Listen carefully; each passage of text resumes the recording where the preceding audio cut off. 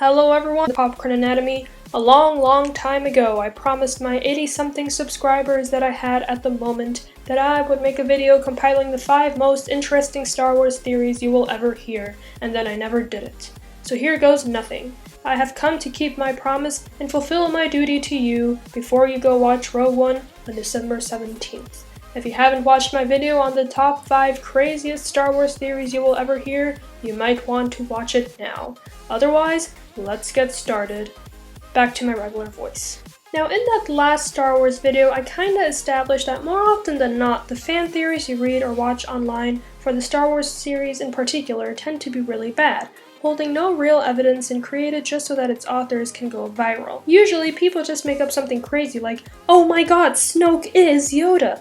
and then come up with some circumstantial data like, "Well, they're both old and have great control over their pupils." Please don't quote me on that, by the way. I just came up with that off the top of my head to make a point. And if it turns out someone on Reddit or 9gag or Tumblr already said it and was actually being serious, then by all means, I did not mean to ridicule them. This was just an example of the crazy things you hear online being said about Star Wars. However, as we all know though, it's not always like that. There are actually some really interesting theories going around the web right now about the original trilogy, the prequels, and The Force Awakens that are pretty damn bulletproof and in some cases actually help to explain the series. So in no particular order, here are 5 of the most interesting Star Wars fan theories you will ever hear. For the record, I'm not here to say if any of them are true or not. They're just interesting ideas that can be debated and taken into consideration. You are welcome to look these up yourself. So number 1, Kylo Ren is a double agent. This is yet to be confirmed until Star Wars Episode 8 comes out next year, but I'm really kinda hoping this one's true because it's really interesting. This theory originated on Tumblr thanks to a user who credited her dad for coming up with the idea that Kylo Ren may have joined the dark side just to kill Supreme Leader Snoke and then restore order. From there it just took off. Right now it kind of seems plausible. We know that Kylo is conflicted about the dark side and doesn't quite show the same evil instincts and pure hatred that General Hux does. Plus, he seems a bit too interested in Rey, almost as if he's got his own reasons to be interested in her and wants her to join his side for his own reasons. The theory also points out that before he kills his father, Kylo asks him to help him, and Han responds with the words, "Anything you need," to which Kylo answers "thank you" while weeping. Could he have made some sort of an arrangement to kill Han just to gain Snoke's trust? Possibly. We'll have to wait to find out. Number 2, Mace Windu is still alive. Although this wasn't alluded to at all in the later Star Wars installments, the theory that Mace Windu never died makes a lot of sense. Jedi can survive falling from incredibly tall heights, and many have survived much worse. Besides, he wasn't the first or the last Jedi to lose his hand. The theory also suggests that like Yoda and Obi-Wan, Mace Windu went into hiding after being left for dead. Why he couldn't have just surprised the Emperor that same night and continued fighting, I have no idea. And who knows what the hell he had gone into hiding for. But there's also no real reason why he couldn't be alive, and it certainly helps to seal the plot hole of why he wasn't able to survive a fall most Jedis could. But the best thing about this theory is that Mace Windu himself agrees with it. That's right, Samuel L. Jackson, the actor who plays Mace Windu, said in response to a question about whose idea it was to kill the character off, that Mace Windu could very well have survived that fall and gone into hiding. Even better, Jackson said that George Lucas is actually okay with Mace Windu still being alive when he asked him about it. The only 2 things we have that could either confirm or deny this theory though would be Star Wars Rebels and the spin-offs we'll be getting from Disney. Number 3, Boba Fett killed Luke's family. This is one of those theories that you hear and just go, well, if it's true, why didn't they just allude to it in the films more? But then you look at the evidence backing this theory up, and you'll realize it actually makes some sense. Episode 4 establishes that stormtroopers killed Uncle Owen and Aunt Beru, but according to MoviePilot.com, there are several reasons as to why stormtroopers couldn't have performed the attack. One of them being that although Obi-Wan says that stormtroopers have such great marksmanship, they really don't. Enter Boba Fett, the keen bounty hunter with incredible abilities and original, good stormtrooper DNA.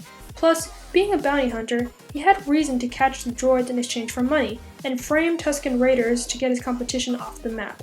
Supposedly, he was also near the scene of the crime, but the most compelling piece of evidence here is that in Episode 5, Darth Vader pointedly tells Boba Fett that he doesn't want any disintegrations.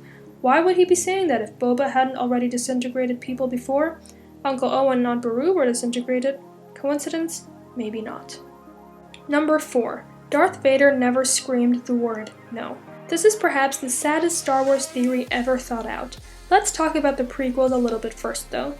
While all 7 Star Wars films form one of the most classic series franchise of all time, we must all admit that episodes 1, 2, and 3 were far from praised when they came out, and still often ridiculed to this day for their corny dialogue and wooden acting. However, out of the 3 prequels, episode 3 is probably best. It really tried to fix the problems episodes 1 and 2 brought to the franchise, although admittedly it's not free of mistakes either. There are still moments, especially moments of dialogue, that people continue to find cheesy, like when Obi-Wan says that Anakin was quote-unquote killing younglings, or when Vader receives the news that Padme was dead and screams, "No." That scene in particular was supposed to be devastating, but some say that the line sounded awful thanks to Hayden Christensen's robotic acting. What if I were to tell you though that was all purposeful? A Reddit user came up with his own analysis of that scene, and it was truly saddening. According to this person, Vader never actually said the word no. He was in great pain, his body was almost completely destroyed, and he was now more machine than man. It would make sense to think that during that particular scene at least, he wasn't able to talk thanks to the physical and emotional pain he was feeling, and therefore he just gave a horrible scream that his suit translated to no. He was so far from humanity at that point that he couldn't even shout. His robotic suit had to translate it for him. That's why he sounded so robotic. He was, once again, more machine than man.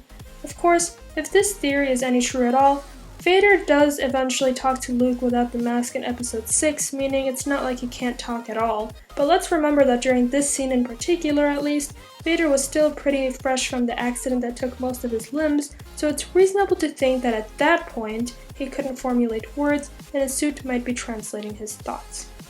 Number 5. Rey is a Skywalker. Are you Team Luke or Team Han? Who are Rey's parents, and what is her last name?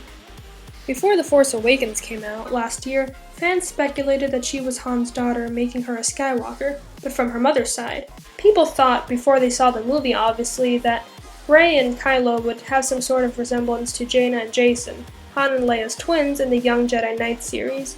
Sure, that series is no longer canon, but at least back then there was no reason to think that the movie wouldn't at least be inspired by the Young Jedi Knight series, especially since both Kylo and Jacen trained to become Jedi and went on to join the dark side.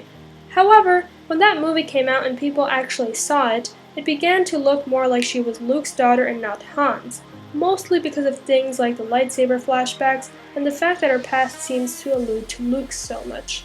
Still though, some aren't letting go of the notion that she might be Han's daughter because, although they're dropping larger hints of her dad being Luke, they could just be doing so to lead us the wrong way. There's a couple of little clues here and there as to how she could be Han's daughter, like the proud way Han looks at her, and the way he seems to feel guilty when she talks about not knowing her parents. She also seems to have his piloting skills. Needless to say, there's evidence to connect her to both sides, and director J.J. Abrams has said that there's really no reason to connect her to either side. Nice try, J.J. Everyone's almost sure she's a Skywalker no matter who her dad is, but we'll just have to see the next film to truly find out. So who do you think is Rey's father? And most importantly, do you think any of these theories could be true? I can neither confirm nor deny any of them, but they're definitely food for thought. If you enjoyed this video, please give it a thumbs up and subscribe to this wonderful channel.